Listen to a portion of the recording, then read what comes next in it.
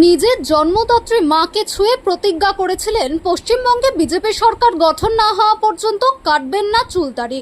অবশেষে হলো প্রতিজ্ঞা পূরণ, কাটলেন চুলদাড়ি। আর এই নিয়ে বিজেপি কর্মী সমর্থকদের মধ্যে উচ্ছ্বাসও ছিল চোখে পড়ার মতো। রবিবার মাথাভাঙা শিববাড়ি মন্দির চত্বর এলাকায় এসে চুলদাড়ি কেটে প্রতিজ্ঞা পূরণ করলেন বিজেপির মাথাভাঙা শহর মণ্ডলের সাধারণ সম্পাদক শিবশঙ্কর সাহা।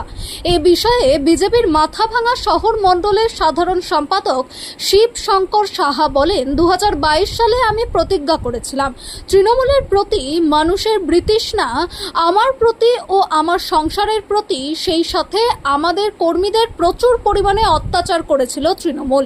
2022 সালে 25 ঘন্টা অত্যাচার চালিয়েছিল বাড়িতে। সেই সময় আমার মা মৃত্যু শয্যায় ছিল। তখন আমি মাকে ছুঁয়ে প্রতিজ্ঞা করেছিলাম যতক্ষণ না পর্যন্ত বিজেপি পার্টি ক্ষমতায় আসবে ততক্ষণ পর্যন্ত আমি চুল দাড়ি কাটবো না। 4 মে ক্ষমতায় এসছে বিজেপি, তাই আজ চুল দাড়ি কেটে প্রতিজ্ঞা পূরণ করলাম, এমনটাও বলেন তিনি। ও আমার সঙ্গেই থাকতো।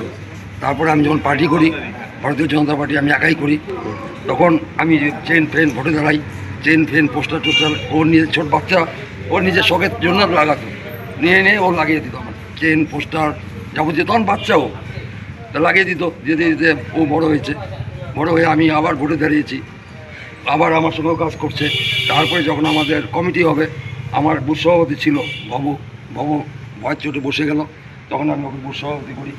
ও আমার এই পার্টির দায়িত্বে আসলো, বুথ সভাপতির থেকে উন্নত হলো, মণ্ডল কমিটিতে নিয়ে এলাম, মণ্ডল কমিটি থেকে ওটাকে জিএস বানানো হয়েছে। ক্রমাগত পার্টি তো এগিয়ে গেছে, আমার আশীর্বাদে আরও আগে যাবে।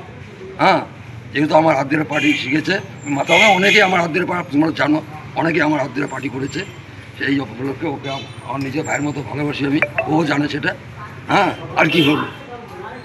আপনার নাম? আমার নাম সুবল দাস। আপনি কি দায়িত্বে রয়েছেন আমি বর্তমানে? মাথা শহর মণ্ডলের সহসভাপতি। আমি পার্টিতে এসেছি, আমি সবসময় ওনার কথা শুনি এবং আমি ওনাকে সবসময় মানি, আমার রাজনৈতিক গুরু।